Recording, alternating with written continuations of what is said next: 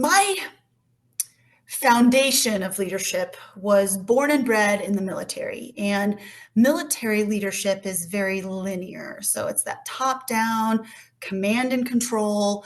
And it's built like that for a purpose. So Mhm. you need to make unbelievably quick decisions and have orders executed in unbelievable time frames. And you Yeah. have to have that command and control linear leadership in order to be able to get things done in that timely manner. And Mm. it's life or death a lot of times. Yeah. And Yeah. so having had that experience and now taking that out into, I also believe that leadership is a continuously evolving process. So the leader that I was when I was 22 is not the leader that I was at 32 and is not the leader that I am. I'm not going to tell you my age, but Going forward, 32 plus. Yeah. I'm not 22 anymore. But they But gave you a tremendous amount of authority and decision-making ability, like autonomy to make those decisions when you were 22 years old. yes, at an unbelievable young age, you are responsible for the life and death and mission accomplishment of what your task is at hand. And you're in charge of a large number of young Marines that are looking to you to go forth and do the great things that you're being asked to do. And so that linear leadership is very, very important.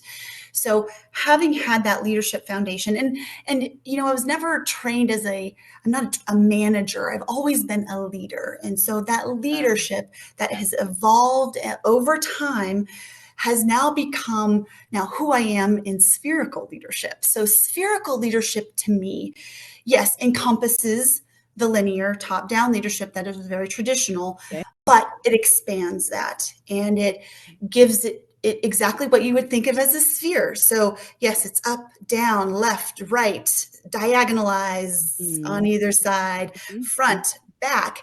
And the concept of spherical leadership is really being able to lead without authority. So you may not be the boss or the CEO. You could be the lowest common denominator or an individual contributor, but still have outstanding leadership and leadership capability. So you can lead, you can influence, you can inspire, you can mentor, you can develop people. So you can develop your leaders that in a linear scape. Yeah. Above you, you can mentor your peers and develop your peers on either side of you. And of course, those that are under your care or under your charge and your leadership, you can mentor and develop those as well. And it's not just the development aspect, but it's that influence of decision. So your decision is going to affect whom? Is it going to affect your peers? Is it going to affect those that work for you? Is it going to affect your leadership? And so that is what spherical leadership is. Encompasses anyone that is in your sphere of influence that you Yeah. can reach out and touch. That is mind blowing because I have heard of managing up. You want to manage up, you want to manage your manager, you want to manage the person above you. But really it's like setting expectations. And then of course leading the people that are underneath you, absolutely. Sure. But then leading peers and leading people perhaps in other business areas, maybe Absolutely. counterparts that don't work with you every day, but do the same thing you do. How do you influence that? So tell me, I understand influence and persuasion. When you're talking about peers, you're talking about other business Yes. areas. What other aspects of leadership do you do in a spherical way beyond the influence and persuasion? Sure.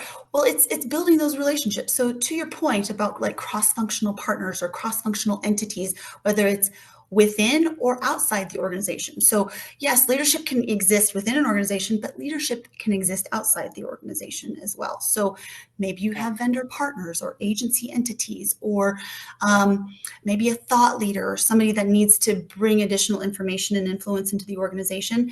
And it's building those relationships that really develops that level of trust